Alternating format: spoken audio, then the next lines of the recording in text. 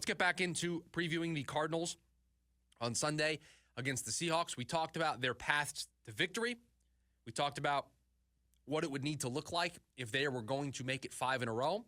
But what does it look like if the Cardinals continue their current losing streak against the Seattle Seahawks? They haven't won against Seattle since November 21st, 2021.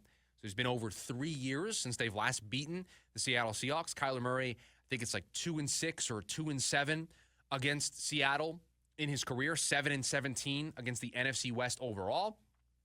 Not a good record against the teams in your division, teams that you should know the best, teams that you have to find a way to beat them on a pretty regular basis if you want to win the division.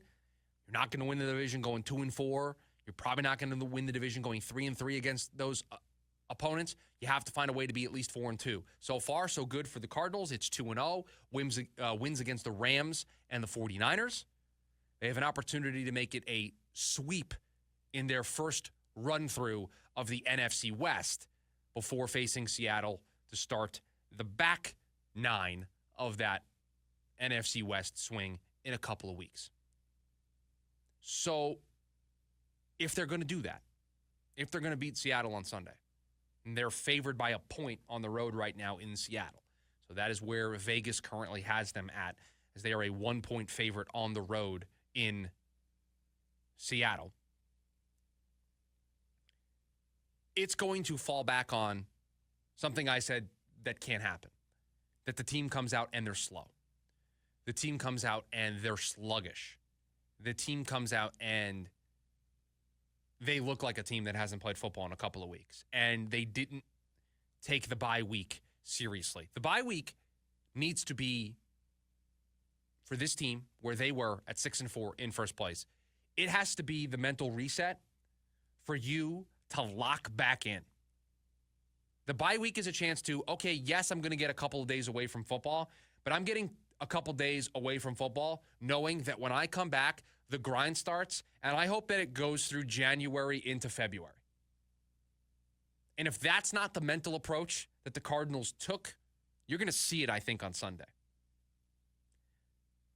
If they're back to committing the penalties, if they're back to being off on offense, if they're back to the defense giving up the big plays, giving up those touchdowns, and it just looks like the team that went 2-4, because we have two distinct sample sizes to look at when it comes to this team. I have a 4-0 sample size over their last 4 games where everything was firing on all cylinders. And the benefit to that 4-0 sample size, it happened with a lot of guys hurt. So it's an even bigger benefit to them that they went 4-0 when they did. But I've got that sample size where they played disciplined football. They didn't turn the ball over. They didn't commit the dumb penalties. Their offense was extremely efficient. It was one of the best offenses in the NFL over the last month. They were well coached. I've got that sample size. And I've also got a sample size of 2-4. I've also got a sample size of blowing a lead in the second half against the Bills. I have a sample size of getting blown out by opponents. I have a sample size of a penalty-laden game where you gave one away to the Green Bay Packers. I have a sample size where they didn't play their best football. So, because we have those two distinct sample sizes when it comes to this team, we should be able to, pretty quickly, be able to see which version of this team we have. Do they look like the 2-4 version? Or do they look like the 4-0 version? Do they look like a team that is extremely disciplined? Or do they look like a team that's committing stupid penalties, that's keeping drives alive for the Seattle Seahawks? The defense isn't what it's been for the last month. You're going to be able to see it very quickly.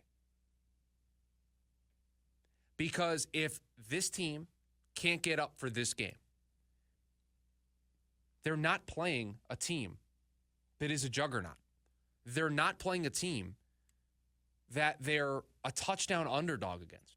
They're not going on the road to Seattle as a 7.5, 8.5 point underdog, playing a team that's 8-2, that has an MVP candidate, that is going to win the division going away and is threatening to be the 1 seed in the NFC. That's not the team they're playing. They're playing a team that's 5-5. They're playing a team that lost to a Giants team that just cut the quarterback that played in that game. They're playing a Seahawks team that doesn't have a single notable marquee victory on their ledger this year that has gotten them to 5-5. The Arizona Cardinals are unequivocally the better team going into this matchup on Sunday. So if they don't win the football game, it's going to be because they played down to their competition. It's going to be because they opened the door to be the 2-4 version of this team and not be the 4-0 version of this team. I debated a lot this week in the lead up to the Schubert 6, which we will do here in just a minute. I debated a lot about what I wanted to do with this game because I looked at this game very early on in the process. Very early on, I thought this was going to be a game that I was going to hammer.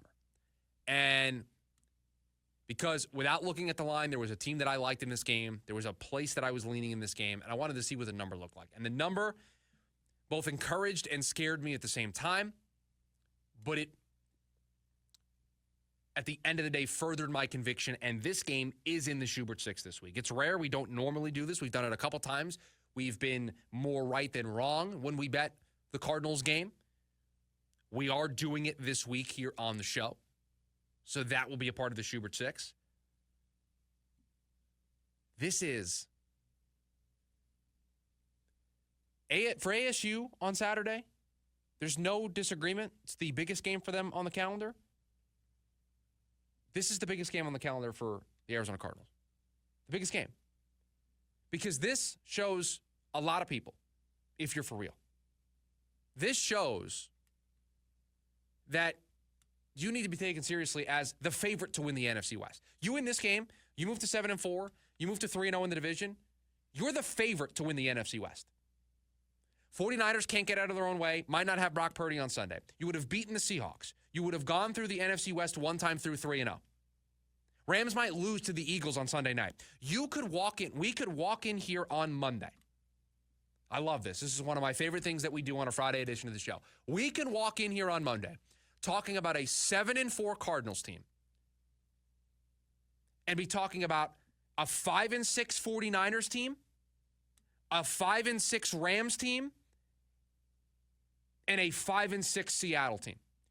We are not outside of the realm of possibility of talking about a Cardinals team on Monday that has a 2-game cushion over multiple, if not all of the teams in the NFC West. If you can't get geared up for this game with that as the backdrop, you don't deserve to be in the playoffs. You don't deserve to be in consideration for the NFC West. You don't deserve it.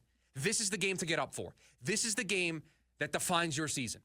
You win this game, you go to 7-4, you push a 2-game advantage against Seattle, and there's a decent chance that at least one of the other 2 teams in the division is also going to be 2 games back. So they're going to be 2 games back.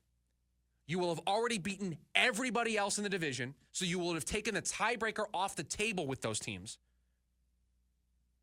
And you will then start a stretch of the year where you play 1 game against the team with a record above 500. You will then play 3 straight games against a below 500 Seattle team, a below 500 Patriots team, a below 500 Panthers team. If you can't get geared up for that, if you can't get excited for what those possibilities are, then you are not the team that you have been through the first 10 games. So if you come out flat, if you allow the big plays from Seattle,